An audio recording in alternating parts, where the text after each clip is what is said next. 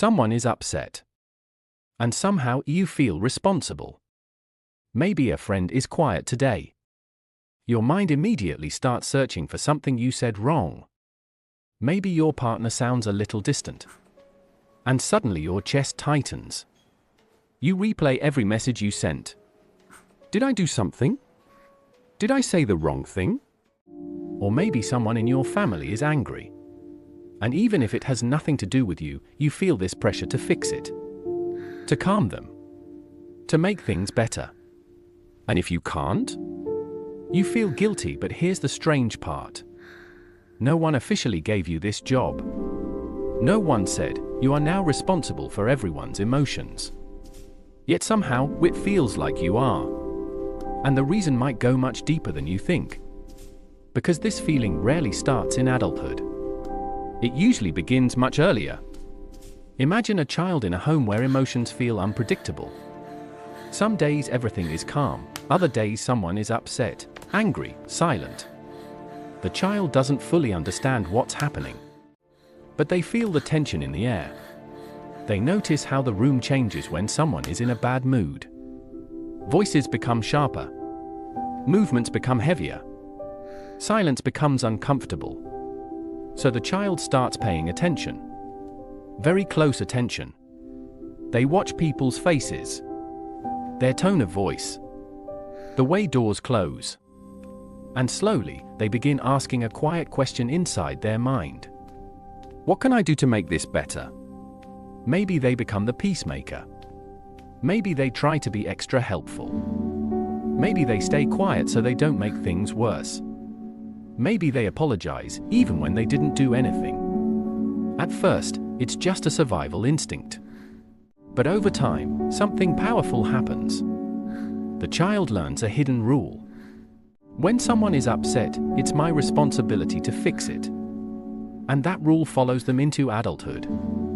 Years later, that child is now an adult. But the pattern is still there.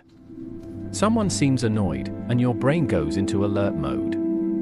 Someone sounds disappointed, and your stomach drops. Someone is quiet, and suddenly your mind is racing. Did I do something wrong? Should I say something? Should I fix this?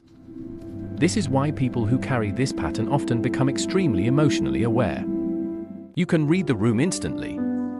You notice subtle changes in tone, body language, energy. You can tell when someone is upset before they even say it. At first, this might sound like a strength. And in many ways, it is. But there's a hidden cost. Because when you feel responsible for everyone's emotions, you slowly forget that you're allowed to have your own. You start walking carefully around people's moods.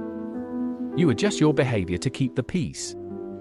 You avoid saying things that might upset someone. You over-explain yourself so no one misunderstands you. You apologize quickly, sometimes before anyone even blames you. I told you to And the stay strange out of this, part? but I was just trying Most to help. people around you Your might not help even only makes realize it you're worse. doing this. They just see someone who is kind, thoughtful, easy to be around, but inside, it's exhausting because you are constantly monitoring emotional weather that isn't yours to control. Think about how often this shows up in everyday life. A friend seems distant, and you spend hours wondering what you did wrong. A coworker is stressed, and you feel pressure to make things easier for them. A family member is in a bad mood, and suddenly the entire atmosphere feels like your responsibility. You try to keep everyone comfortable, everyone calm, everyone okay, but there's a quiet question hiding underneath all of this. When does someone do that for you? Pause for a moment.